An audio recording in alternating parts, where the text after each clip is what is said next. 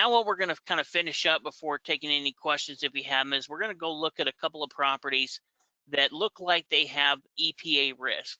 With these bad deal reviews, we like to look at properties that look like they could be risky properties, properties that we would avoid, and kind of go through and show you different examples of the type of things that we need to be aware of when we're looking at tax sale properties and take into consideration if we're going to bid on them. Yeah, now properties we're going to look at, there are two properties to look at. It's this one here and then the house next door here, which looks like this. All right, so we have one of them sold here for 131. The opening bid amount looks like it was 131, so it sold for opening bid with one bidder basically. The other one sold here for 226. It opened up for 63,000, and yeah, bid up quite a bit there, had 35 bids. Now, one thing that's interesting about both of these properties, if we look at them, is as you're scrolling through the record, they have the information here about the property, including the address here. We can grab that address while we're talking about it.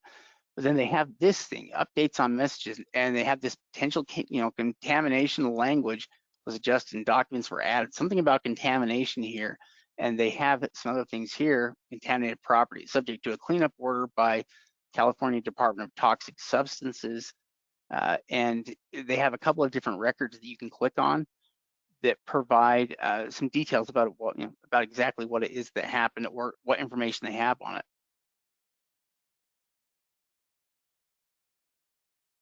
Yeah, that was one thing that's helpful. The county has kind of went and let us know. Now, any type of industrial property, we talked about looking up on the EPA website, checking to see if we can find anything. But here they're letting us know automatically there's some type of issues with this property that we need to be aware of and need to consider if we try bidding on it. Yeah, now if we look at the property and kind of see what it is, we can see that it is, it's in an industrial part here of Oakland. We can see the main building that we're looking at overhead. If I go down there on a street side image here, and got the Breaking Bad. Oh, here he is, right? So this is actually the business right here that does kind of look like that. That's a rough motorhome. But it's this this ED coat, that is actually the business right there that we are talking about here. Now, what's interesting if we look at this is just underneath the documents that they have, these documents outline exactly what was required here or what was done, and I believe they're essentially getting sued for all the things all the contaminants that they have. And what it is, they're a metal coating company. This ED, I forget what they're called here, ED Coats. So it's a metal or metal coating business, and they have a whole bunch of stuff there on site. In fact, in this description, they go into a lot of details about exactly everything that's included here with with the same business or that's associated with this ED coatings business. And then they start going through all of the different contamination that is included in this thing, and it has a lot of contamination.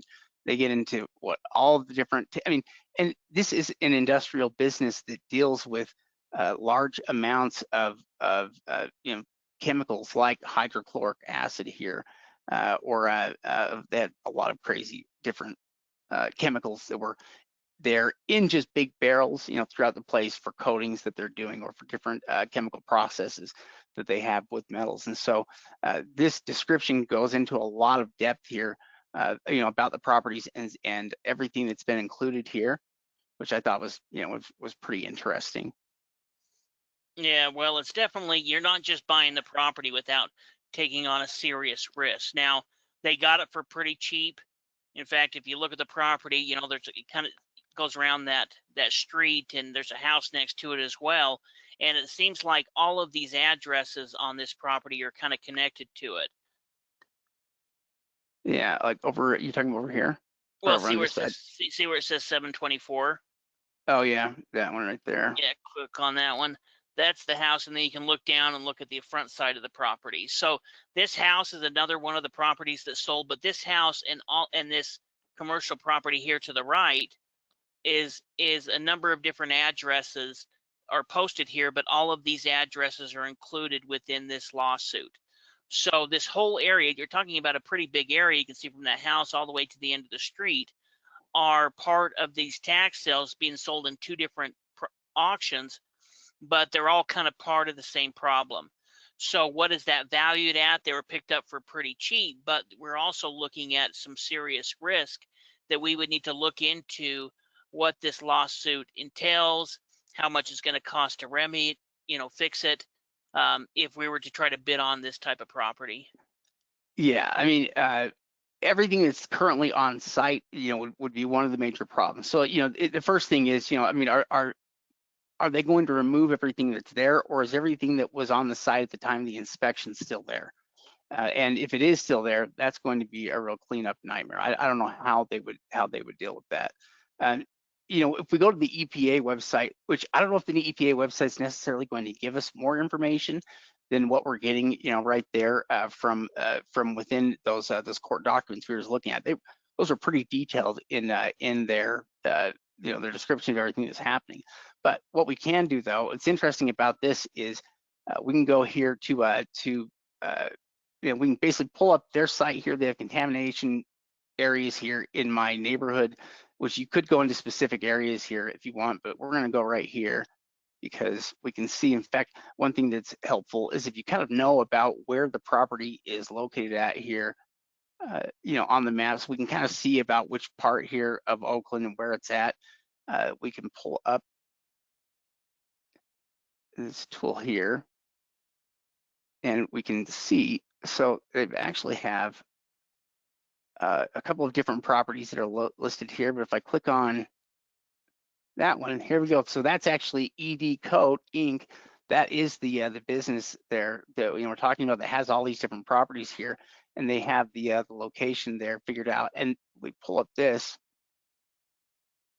Yeah, and where this really becomes helpful as well is if we're looking into areas where we don't automatically see that lawsuit. So anytime that we see industrial, commercial type property like that, we're going to do a quick check. You can check by address. You can check just like Shay did, just by going into the area. You can even put coordinates in there and pull up any records on that property and see if the EPA has issued anything. Yeah, which, it's interesting. So here, from the EPA site, by clicking on that, first off, if we go over here and look, they have their legend here that tells us, what each one of the little things they have here mean. And if we're looking at, at this property right here, it is right here. It's listed as a Superfund non-MPL site. I'd have to look and see here what the MPL sites are versus non-MPL. I'm not even sure exactly what that means. I'm not exactly sure the Superfund, how exactly that part of it even works, because we generally have avoided most of the properties like this. We can get additional details here on it, though, by going in. And when you click on the area, you can get an FRS facility detail report. Here is what pulls up, and this essentially will show us any of the actions or environmental interests it has here. But these are basically actions that were taken that involve this ED Coat company. We can see listed here, and we can see the relation, basically what some of these things were that have been done. Most of these things are actually pretty old, or at least, most of the stuff that I was looking at was not in recent years. I mean, you can see some of the last updates around these things are from 2002. That one's 2018, which I guess is a little bit newer here than a lot of the other things, 2007, 2012, but there's plenty of stuff here to look at. And well, again, there's OSHA violations against it. I mean, it seems like there's been a long history, and that's probably the reason why they've gone all the way to having some type of state lawsuit put on the property as well. And so, if there's nothing there within the property, then they're not going to have records. But we can see that there's quite a lot of records here on this particular property. Yeah, it really is. It's interesting. So, all of the properties associated with this company, could be problematic, but it's because they have basically gone in there before and they've done a full accounting. They basically listed everything, all of the chemicals that are there on site, and they have all of that stuff here. And so if it was removed, that would be a problem.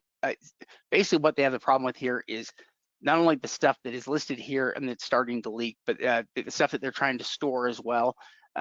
They've already tried to shut the place off from getting into the groundwater contaminants. And that's what a lot of this stuff is about trying to limit the damage that can be done as a result of all the different chemicals that they're using. And so I'm sure they would love to get another business owner in here that was doing anything else except for like metal coatings here.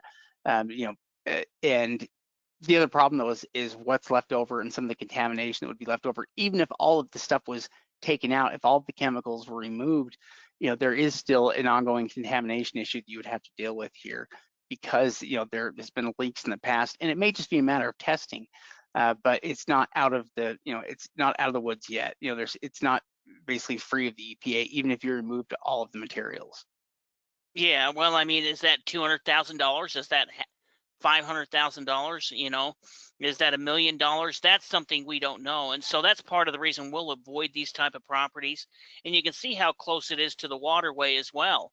That's probably also a concern because it's really not too far away from from the river and the ocean, and so because of that, that's going to be a big concern. And so in that kind of situation, maybe there's money to be made in it, but you'd really need to know what you're doing and understand, even if you're picking that property up like they did for pretty cheap. Yeah. Yeah, which they're interesting properties. It's always interesting to see properties that have different issues or problems. And environmental ones are definitely one that we don't have experience buying. We haven't bought anything that had environmental issues, and it doesn't sound like it would be much fun. You're much better off avoiding environmental issues. Would probably be the least favorite of any issues you could have.